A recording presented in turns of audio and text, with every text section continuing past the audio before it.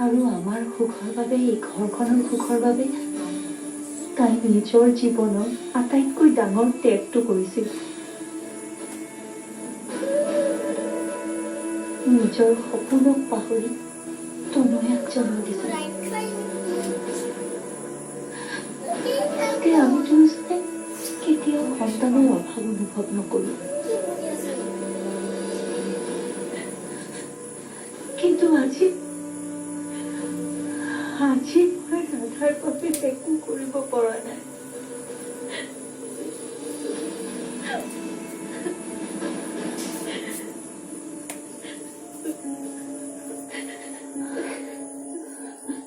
তোমালোকে কি এনেদৰে কটা কটা কৰি থাকিম বুলি ভাবিছা নেকি তোমালোকে যদি নিজকেই চম্ভালিব নোৱাৰা ঋষি আৰু ৰাধাক কেনেকৈ চম্ভালিবা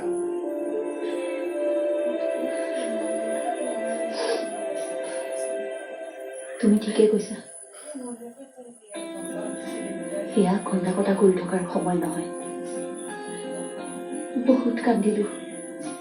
এতিয়া আৰু নাকান্দো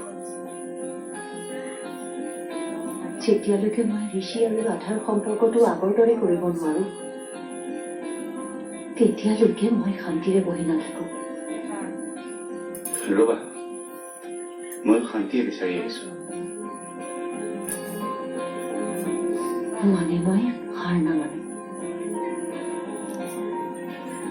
মই চেষ্টা কৰি যাম সেইটোকে কোৱা চাওক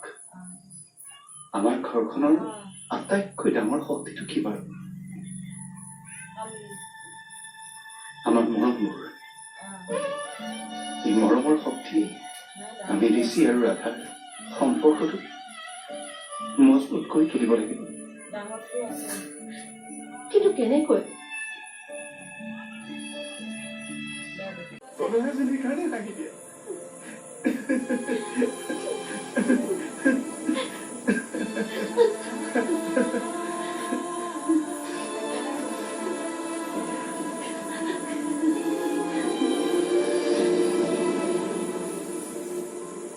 তুমি মূৰৰ বিষটো অলপ আৰাম পাইছানে হ'ব দিয়ক মা আপুনি আৰু কিমান কষ্ট কৰিব এয়া কিবা কষ্ট নেকি চাওঁ আৰু অলপ মূৰটো ভালকে মালিচ কৰি দিওঁ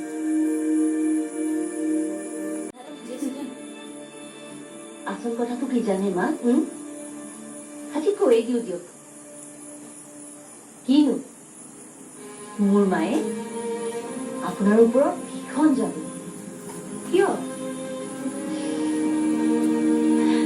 মোৰ বিয়া দিয়াৰ পিছত হেনো মাৰ ঠাইখিনি আপুনিয়ে লৈ লৈছে পিছে কথাটো নোহোৱা নহয় মোৰ মাতকৈ নহয় আপুনিয়ে মোৰ বেছি প্ৰিয়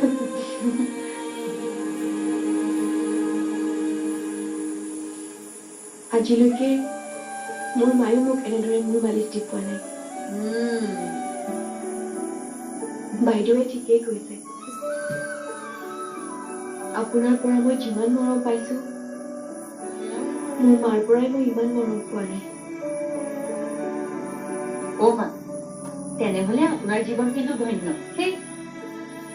যদি বোৱাৰীয়েকে শাহুৱেকৰ পৰা মাতকৈও বেছি মৰম পোৱা বুলি কৈছে সেয়া ইতিহাসত বিৰল ঘটনা ঘটিছে আপোনাৰ নাম কিন্তু ইতিহাসত সোণালী আখৰত লিখা থাকিব মা আচলতে এয়া মোৰ ভাগ্য তোমালোকৰ দৰে দুজনী বোৱাৰী পাইছো যিয়ে মৰমৰ মূল্য দিব জানে আচ্ছা ৰবাচোন তাৰমানে মায়েহে অকল তোমাক মৰম কৰে মই মৰম নকৰো নাই নাই বাইদেউ আপুনিও বহুত মৰম কৰে অৱশ্যে আমি মৰম কৰিলেও তোমাৰ বাবে আটাইতকৈ গুৰুত্বপূৰ্ণ হৈছে